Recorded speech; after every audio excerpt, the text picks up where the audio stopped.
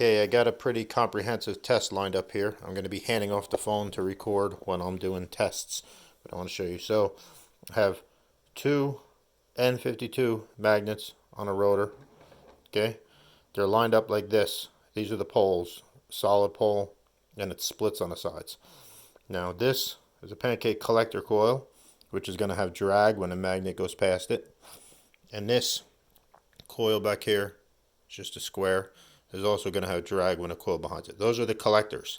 I'm calling those collectors. Okay, these two are the horizontal ones.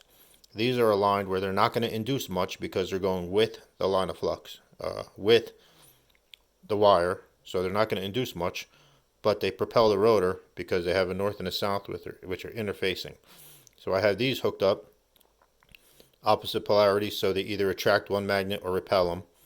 Okay, and I have them all in series. So right now I have all four hooked up, two collectors and two repellers. So the object is, as this is causing drag, I want these two to propel with the same induced voltage to eliminate that drag and still get voltage out. So the first test we're going to do is with the horizontals. So all four coils hooked up with the horizontals. So I'm going to hand off the phone, and she's going to record this and the scope, and we're going to get numbers.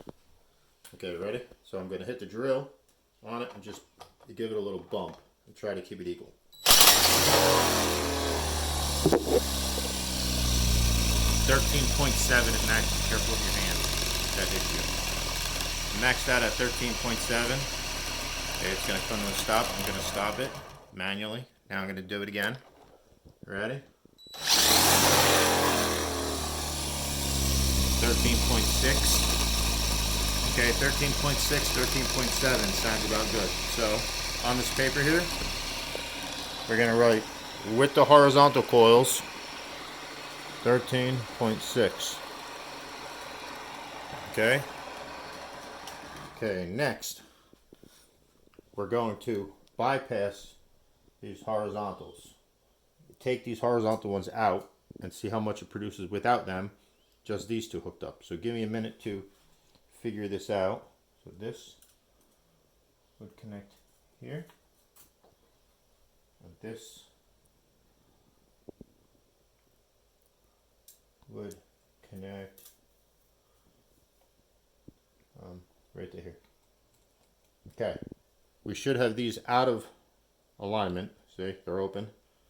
Now we're gonna, so just the two collectors. Remember, it's open circuit now. I'm not shorting it yet. Let's see how much it produces. 15.4.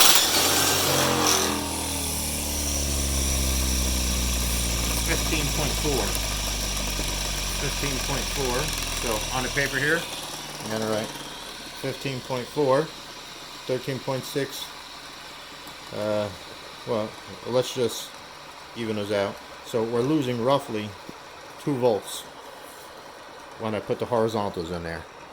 So these horizontals, these suckers, are inducing a little bit, or it might just be the resistance in a coil, but we're losing about 2 volts when I hook them up. Now let's see if it's worth it. So what we're going to do is leave it like this, and we're going to short it. So we could take these out.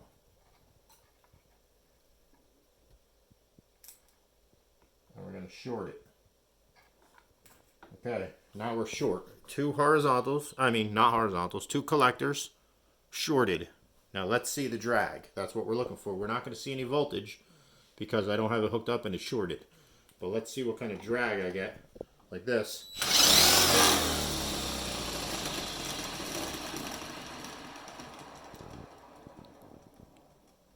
It stops pretty fast. The drag is heavy. We have a lot of back EMF happening. Okay, now I'm going to hook up the horizontals and short it.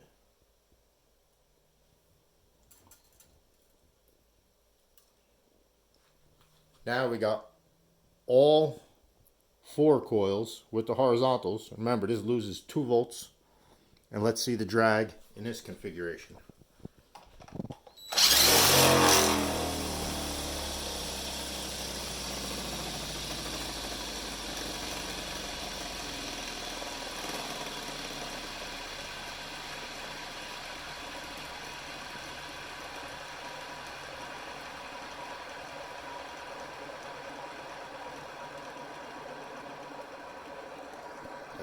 Thank you, camera woman.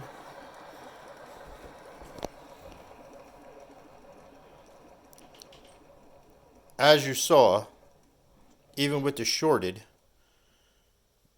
these horizontal coils took away a good portion of the drag.